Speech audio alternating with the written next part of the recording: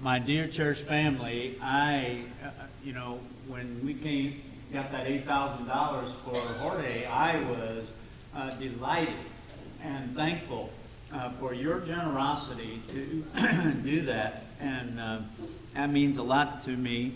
And I'm proud of you. I'm glad for this church family. Author Tim Chester asks, how would you complete this sentence about Jesus? The Son of Man came preaching the word, or healing the sick, building his kingdom, helping the needy. There's a lot of possibilities, right? Actually, there are 3 ways that the New Testament specifically completes this sentence. The Son of Man came. One is in Mark chapter 10, verse 45. Do you know that one? The Son of Man came not to be served, but to serve, and give his life a ransom for many. Luke 19, verse 10, another one. The Son of Man came to seek and save the lost. Aren't you glad? Aren't you glad? And then this one you might not expect. Luke 7:34. The Son of Man came eating and drinking. Eating and drinking. Now, Chester says the first 2 statements are of purpose. Why he came, to serve and give and seek and save, so on. But the third one is a statement of method, how he accomplished those purposes. The Son of Man came eating and drinking. This was one of the rhythms of Jesus' daily life. And so we've been observing Jesus to find some ways to love and bless our neighbors. And we're using the acrostic to focus in on 5 different ways. And the B, we learned, stands for begin with prayer. That's the place to start. L stands for listen, right? And today, the E stands for eat. Yeah, man, how I love being a follower of Jesus. This is going to be good. I like it. When everyone else is telling you to eat less, Jesus is telling you to eat. Eat. Eat more chicken. Jesus wants us to eat purposefully. Everyone has to eat, right? And so we might as well make the most of that for his kingdom. Eat more with others, to bless them. We need to catch the beat of intentionally sitting down to eat with neighbors. And of course, Jesus didn't just eat with the outcasts so as to build bridges into their lives. He ate with the Pharisees, his critics. He ate with large crowds sometimes. And most strategically, he ate frequently with his close disciples, the 12. Robert Karras writes, in Luke's gospel, Jesus is either going to a meal, at a meal, or coming from a meal. And I would add, he's telling a teaching story involving a meal, right? Okay, there's a lot of meals. How much of Jesus' ministry would we have to cut out if we cut out all the stuff about Jesus eating and about meals and the table and so on? His first miracle was at a wedding feast in Cana. He was anointed by Mary, remember, as he was reclining for dinner. He told parables about feasts. In Luke's gospel alone, Jesus and table are mentioned 32 times. That's a lot. Not only that, he was born in Bethlehem. You know what that name Bethlehem means? House of bread. Okay? And so Jesus is all about this. Food, eating, tables. These were Jesus' metaphors of choice. He said, I am the bread of life. He said, it is written, man shall not live by bread alone. He took some bread saying, take and eat, this is my body. He said, I was hungry and you gave me something to eat. He said, I have food to eat that you do not know about. He was talking about spiritually satisfying things. He said, and they will come from east and west, from north and south, and will recline at the table in the kingdom of God. And then when the rebellious son came home in that parable he told, bring the fattened calf, kill it, and let us eat and celebrate. And he said, blessed is everyone who will eat bread in the kingdom of God. Now Matthew learned to leverage eating in blessing your neighbor and in disciple making from the very first day that he became a disciple. And we read about it in Matthew's Gospel, chapter 9, starting with verse 9. As Jesus went on from there, he saw a man named Matthew sitting at a tax collector's booth. Follow me, he told him. Matthew got up and followed him. And while Jesus was having dinner at Matthew's house, many tax collectors and sinners came and ate with him and his disciples. And when the Pharisees saw this, they asked his disciples, why does your teacher eat with tax collectors and sinners? On hearing this, Jesus said, it is not the healthy who need a doctor, but the sick. But go and learn what this means. I desire mercy, not sacrifice. For I have not come to call the righteous, but sinners. Sinners. And so later, Jesus challenged also in Matthew's Gospel, chapter 11, verses 18 and 19.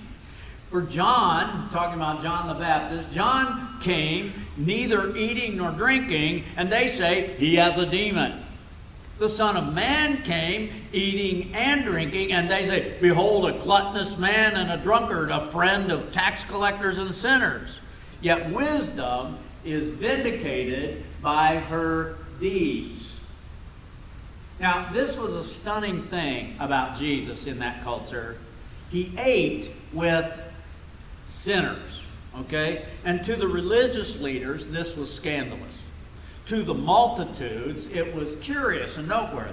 But to the marginalized with whom he ate, it was life-giving. It was demonstrative love and hope for them. And so in that culture, table fellowship was a statement of acceptance and welcome, even unity. Now, if you think about it, eating's just a part of life. We have to eat, and in this culture, we love to eat. And it's a fundamental in relationship building. In fact, if you think about it, on a first date, where do we often go? What do we do? Eat. Go to dinner, you know. At the wedding, we eat. At birthdays and anniversaries, we eat. At all the family celebrations and activities through the years, we eat. Even, excuse me, even after the funeral, we eat. Eating together is integral for all our social interactions. We say, hey, let's get together for lunch, right? You know, somehow breaking bread together enhances community. And since eating is an essential part of our lives, it's part of our survival, but also a part of our fellowship, then we might as well do it strategically for the Lord. So, you know, pie and friendship, Jesus and discipling, that sounds so great to me. I like that. I'm in, right?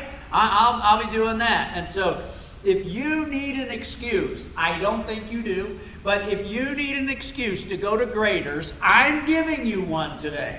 You can tell your wife, you know, but we've got to take some friends to go to Grader's, you know. That's a good thing. An issue of National Geographic explored how, hey, could you run to my office and get a bottle of water? I need that. I'm dry for some reason.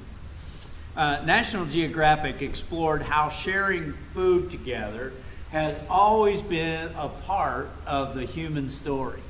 The article points out a cave, an ancient cave near Tel Aviv, Israel, where there's evidence of of ancient meals prepared at a hearth or fireplace. It's one of the oldest ever found. For a time, it was the oldest ever found, they said.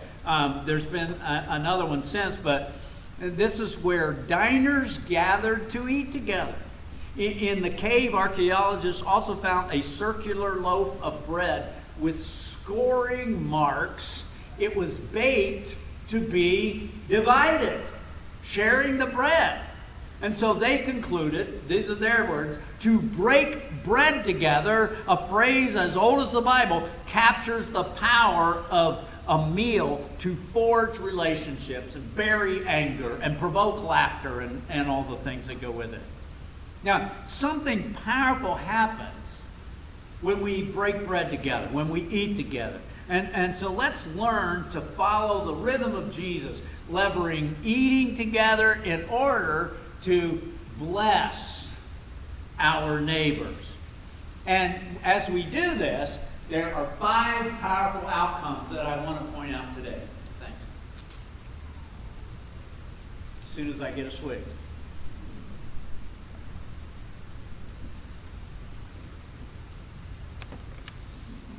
The first outcome, connecting.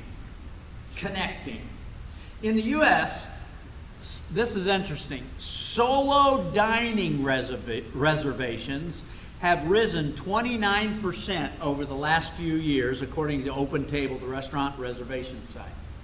29% rise in people dining by themselves out. OpenTable CEO Debbie Sue thinks remote work is one reason for the increase, with diners seeking respite from their home offices. The growth in solo dining also, she says, is a result of more people who are living alone, and increasing interest in solo travel, particularly among travelers ages 55 and over, is also leading to more meals out alone. Hey, look, lonely people are literally hungry for someone to share a meal with them. And so that hunger for dining company, what is that for us? That is opportunity. It's opportunity. Jesus was bonding with Matthew at a dinner party. And in this casual, friendly environment, he was also making connections with Matthew's shady friends. So Mark 2:15 says, many of them became followers also.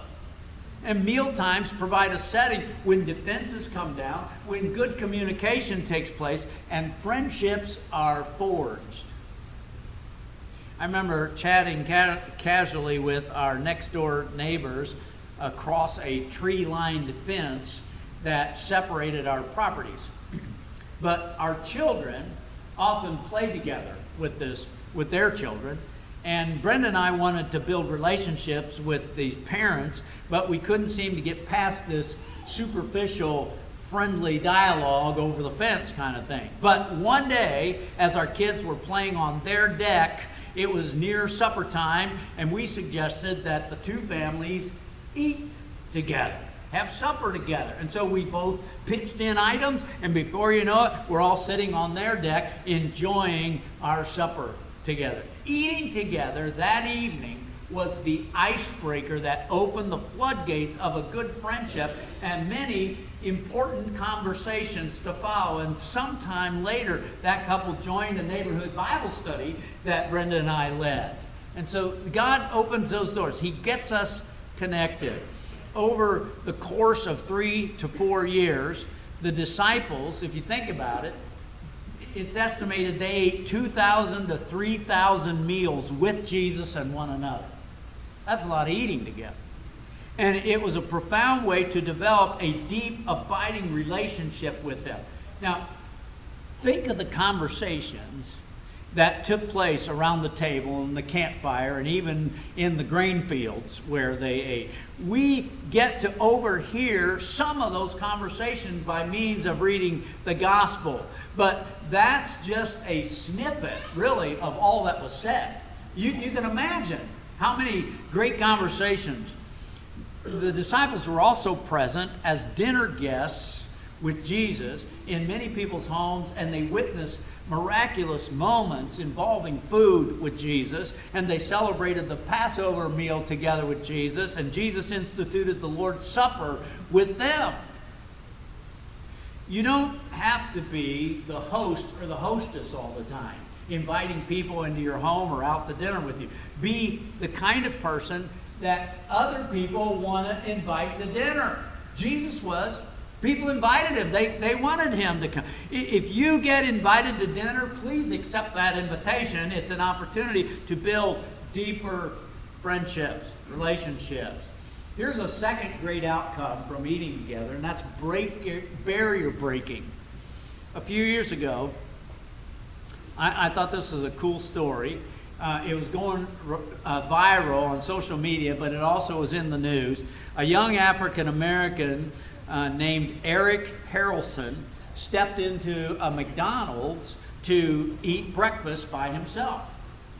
And Jan Jessup, a Caucasian 70-year-old grandmother, had the same idea that day. And so here she is in McDonald's with her tray and notices Eric sitting by himself. And so she approached him asking, "Hey, could we enjoy breakfast together?" Now, that kind of caught him off guard, but he said, "Sure, why not?" And so he got up, pulled out a chair for her, sit down. 45 minutes, the two of them chatted over breakfast about art and church and Eric's young son. Eric said, "Jan shared some seasoned wisdom with me." He said in an interview, she mentioned many times how we all should love one another, we should never judge anyone. And so after breakfast, they exchanged phone numbers, and Eric walked Jan to her car. A simple meal with a stranger became a lasting blessing. This story spread like wildfire. Why? Because it's sadly rare. It's unusual. Our world longs for the blessing of a shared meal and for societal walls to come down. Age, color, whatever. Bring the walls down. By eating with Matthew and his disreputable friends, Jesus was demonstrating he really cared for them and valued them, even though he didn't approve of their lifestyles. The Pharisees were appalled that Jesus would stoop to table fellowship with the likes of these. But Jesus knew it was discipling opportunity. And so he blew through the societal barriers, and it proved profitable because he did. Breaking bread with people who are different from you, or who may have questionable reputations, or people that you don't really know well, or wouldn't even necessarily associate with much, it is a way of smashing down the dividing walls and overcoming presuppositions. There's a family from Israel moved in a couple blocks away from us when I was a teenager, and they were Israeli Christian immigrants to the U.S. And they didn't speak much English except the father. And my family reached out to help them. My dad especially did a lot with them to help them get oriented and take care of legal matters and get used to the customs. He did all kinds of things with them. And in gratitude, Mrs. Amra would bring fresh baked bread to us every few days. She'd come down the street, here she came. One evening, they invited our family to an Israeli dinner in their home. Lamb, tomatoes, olives, bread, the works. And that table was full like Thanksgiving. And the dinner was an expression of thanks, love, and oneness. Now listen, there were cultural differences. There was a language barrier that evening. But we got along famously in spite of it, which enabled us to aid their walk with the Lord, and we welcomed them into our church, and God used that. Now, there are other great stories like that in our church of crossing barriers with hospitality and friendships forged at the dinner table. Right in this church family, it's happened.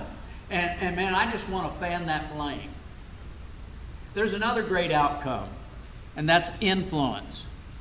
Jesus didn't squander opportunities around the table.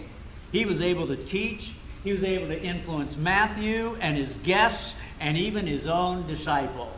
Jesus often taught in conversations while breaking bread with people. When I was a kid, I learned a lot about the gospel and about love, about faith, just by listening and observing my parents at the dinner table. They discipled at the table. I grew up with many guests at our dinner table. My dad brought home all kinds of people from everywhere, including, and maybe especially, college students and international students. And I'll never forget, in the late 1960s, we hosted a young man from communist China and another from communist Cuba at our table together that evening. And around our table, they got to experience love and hospitality and the way a Christian family interacts with one another, and not to mention good home-cooked meals. In fact, they came several times to our home. And it was a part of the way my dad discipled those young men to lead them to Christ and their new walk with Christ. My friend Bobby has breakfast with a couple different small groups of men every week to disciple them, just 3 to 5 guys in each group. And a lot of men, he found, prefer getting together like that before going to work. And so they meet from like 6 to 7, 6 to 7:30, and they study the Bible, they pray, and they discuss while eating together.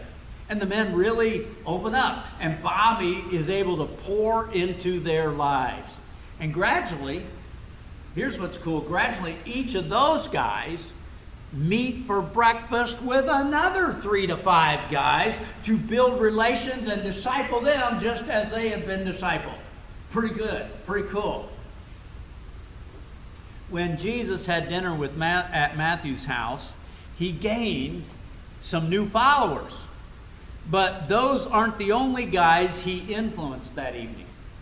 Table fellowship in this kind of setting enabled him to model and teach his 12 disciples the importance of breaking bread with those yet to believe, even those who've been living far from God. And so your kitchen table, your favorite restaurant, your coffee shop can be an opportunity to influence people for Jesus, to help them find hope and build their lives in Jesus. Well, that means that one of the things that comes out of eating together is transformation. It can lead to some life change. And it appears people were saved at Matthew's house as a result of eating with Jesus. Matthew himself went through a lot of changes from that day forward in his life, because now he was one of the 12 apostles. In fact, he impacted many, many other lives and still is. He's the one who wrote the Gospel of Matthew that we get this account out of. He wrote the Gospel of Matthew. Think how many lives he's touched. And that is a big change from tax collector. A similar turnaround story from eating with Jesus is the account of Zacchaeus, also a tax collector, a dirty, rotten scoundrel, in fact. He had evidently gotten rich by assessing false property values and pocketing the excess, and he was so despised. Everybody hated him, but Jesus chose to go to his house to eat. And once again, people were stunned that Jesus didn't choose to dine with the most pious people. No, he chose Zacchaeus. And that act of unconditional love transformed Zacchaeus. Amazing turnaround. Now, sometimes our perspective and our understanding change when we sit down to eat with someone whose views and culture are radically different from our own. That's happened for me. It's helped me. I've eaten with a variety of people through my life, but I have to tell you, I'm ashamed to admit, I can't remember very many times that I shared dinner with the very undeserving, the disreputable, the outcasts, the defiants, the lawbreakers. Not very often. I'm always moved when a few of you will share with me. You know, I went to lunch with my atheist friend and we talked about, and he's changing, you know. That's following the rhythm of Jesus. Well, the last of these outcomes that I want to point out is presence. Presence. The one factor that made Jesus' dinner party impactful was the presence of Jesus himself. He was there. They were eating with Jesus, the Christ, God in the flesh. And when we practice the rhythm of Jesus, breaking bread with people who need to be discipled, he is present. He's going to be evident in us. And once Jesus and his disciples were surrounded by a hungry multitude, 5,000 people in a very desolate place, and sending people out to find their own food, that would have been a terrible problem, a big deal. Anyway, Jesus said to his disciples, they do not need to go away. You give them something to eat. What are we going to feed them? We've got a few fish and a few rolls. You know, that's all we have. But Jesus did it. See, they had all they needed to feed that multitude in the person of Jesus. And we do too. We do too. You give them something to eat. This reminded me of 3 meals when Jesus appeared to his disciples after his resurrection. The first is when Jesus met 2 of those disciples traveling from Jerusalem to Emmaus, and for whatever reason, they didn't recognize Jesus initially, but they were so concerned, they were so rattled about this death, burial, and resurrection idea that people were circulating. He enlightened them and explained the death, burial, and resurrection from Scripture. And they were amazed. And when they arrived at Emmaus, they extended hospitality to this stranger, just as they had learned to do from Jesus. And so Jesus came in, sat down, ate with them. Luke 24, verses 30 and 31 recounts, when he was at the table with them, he took bread, gave thanks, broke it, and began to give it to them. Then their eyes were opened, and they recognized him. Jesus was revealed in eating together. He was present with them. And those guys rushed back to Jerusalem to tell the rest of the disciples what had happened. And Luke 24:36 tells us, while they were telling these things, he himself stood in their midst. He appeared to them. Peace be with you. But they were startled and frightened and thought they were seeing a spirit. And he said to them, why are you so troubled, and why do doubts arise in your hearts? See my hands and my feet, that it is I myself. Touch me and see, for the spirit does not have flesh and bones as you see I have. And when he said this, he showed them his hands and his feet, where the scars were, right? Pretty good reassurance. Pretty good reassurance. But want more proof? Well, the very next verse. And while they still did not believe it because of their joy and amazement, he asked them, do you have anything here to eat?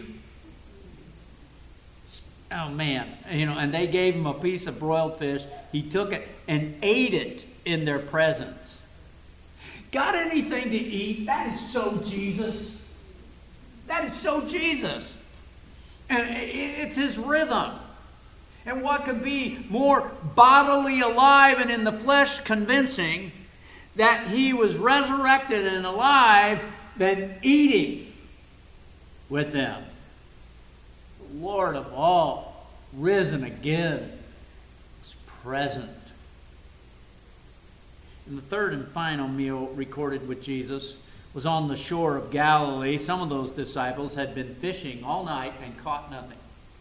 And at daybreak, Jesus showed up on the shore, and he hollered out to him. He enabled a miraculous catch. They had so much fish suddenly, and they're trying to haul it in. And when they came to shore, Jesus had breakfast cooking on a campfire for them, fish and bread. And John 21, 12 through 14 relates, Jesus said to them, "Come, have breakfast." None of the disciples dared ask him, "Who are you?"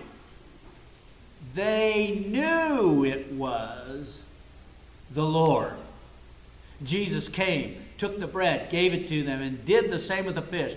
This is now the third time Jesus appeared to his disciples after he was raised from the dead. Present with a meal.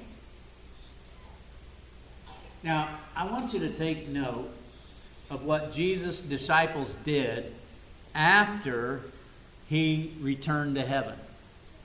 Acts chapter 2, verses 46, 47. Says, the very first Christian says, every day they continued to meet together in the temple courts. They broke bread in their homes and ate together with glad and sincere hearts, praising God, enjoying the favor of all the people. Look, they're having other people join them for dinner too. And the Lord added to their number daily those who are being saved, because they were meeting the presence of Jesus in that fellowship. We're following Jesus when we catch the rhythm of breaking bread together, because he shows up. And neighbors are blessed, and disciples are made. So, your assignment this week is, first of all, to pray. Pray for your one. Pray for opportunities to make connections with neighbors. Okay? Secondly, eat. Eat with someone, a neighbor, a co-worker, a friend, whoever. And while you eat, listen. Listen. The key to getting into this rhythm of eating purposefully and fruitfully with others like Jesus is that first, we must eat with Jesus. And I love that he invites, "Behold, I stand at the door and knock. If anyone hears my voice and opens the door, I will come in to him and will dine with him, and he with me." That's a good thing for us to do during this decision, this response time, is to open the door and let Jesus come in for fellowship with you. We partook with him at the Lord's table today. He's here. He's with us. He's present. He's transformative. And I pray that we'll make that decision to have regular fellowship with Jesus, because that enables us to make an impact and bless our neighbors. And maybe today you're ready to say, I want to follow Jesus and be baptized into him. And so if you want to do that, I'll meet you here in the front. Just come up as we stand to sing.